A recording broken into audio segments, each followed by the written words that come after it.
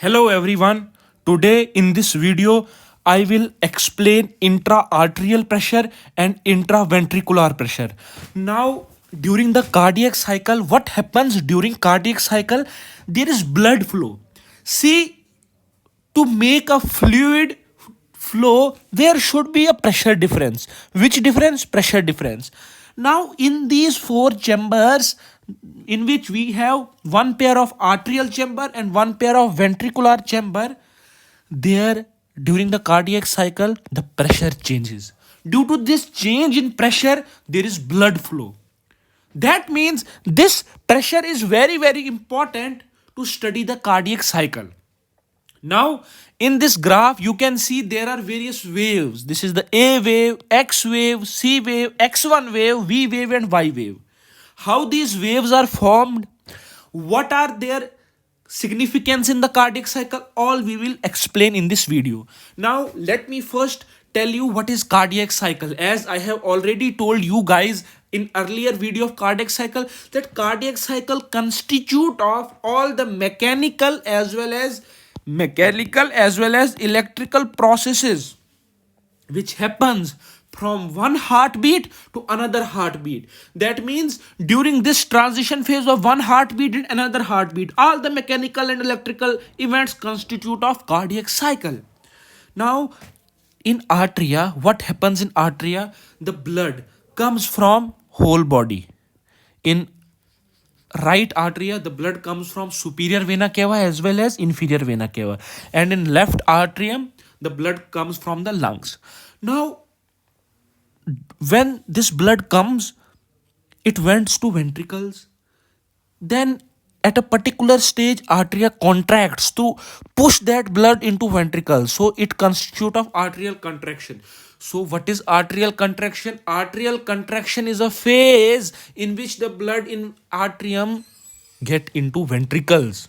So when arteria contract, the blood from arteria moves towards ventricles, and during this period the pressure rises in the atrium. Why it is rises? Because the artery is contracting, and this particular phase is known as A wave. Why A wave? Because here arteria are contracting and the blood is getting pumped towards ventricles. Now when there is arterial systole, at the onset of the arterial diastole, what happens, or we can say at the beginning of arterial diastole, arteria is relaxing, arteria is in resting stage.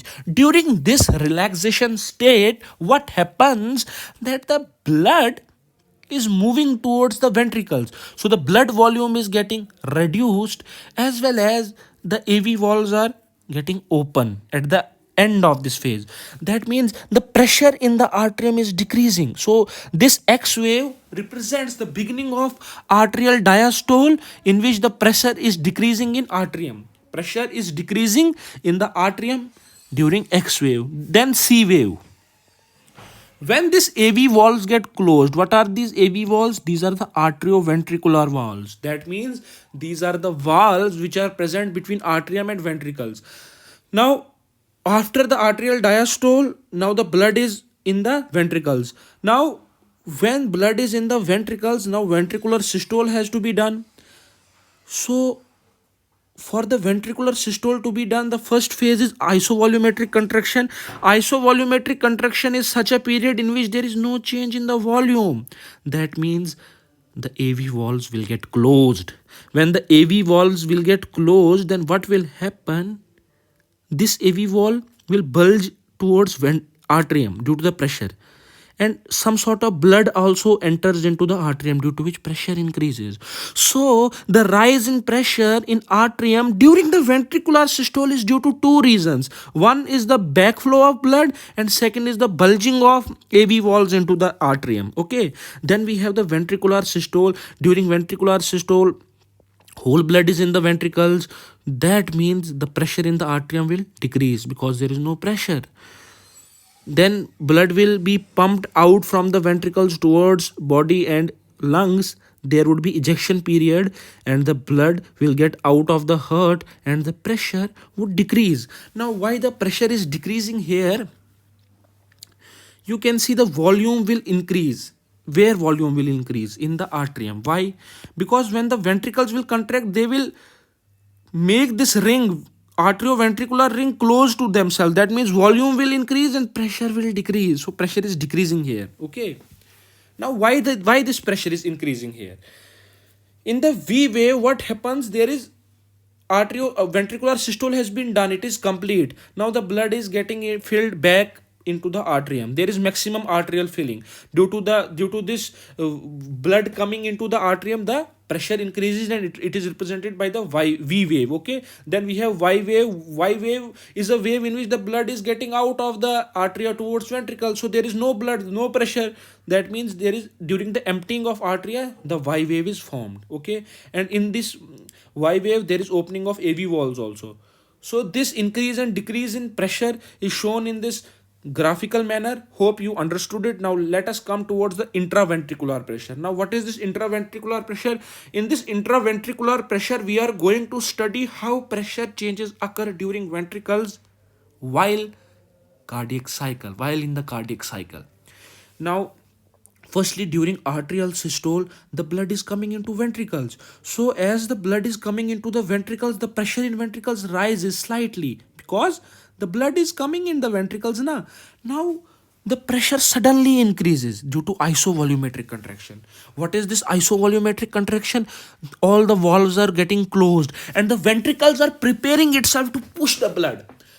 At this particular time, there is no change in volume, but the ventricles are preparing themselves to push the blood towards the whole body and lungs. That means here the pressure is abruptly increasing. You can see this BC wave or BC segment represents the period of isovolumetric contraction of ventricles during which they prepare themselves to push the blood. Then CD wave represent this ejection period in which the ventricles are pushing the blood. Now when the ventricles are pushing the blood out from the heart, the pressure is increasing in the ventricles. Now at the peak of this graph, the ventricles had pushed all the blood. That means there is no blood, so the pressure comes decreasing. Okay, the pressure is decreasing.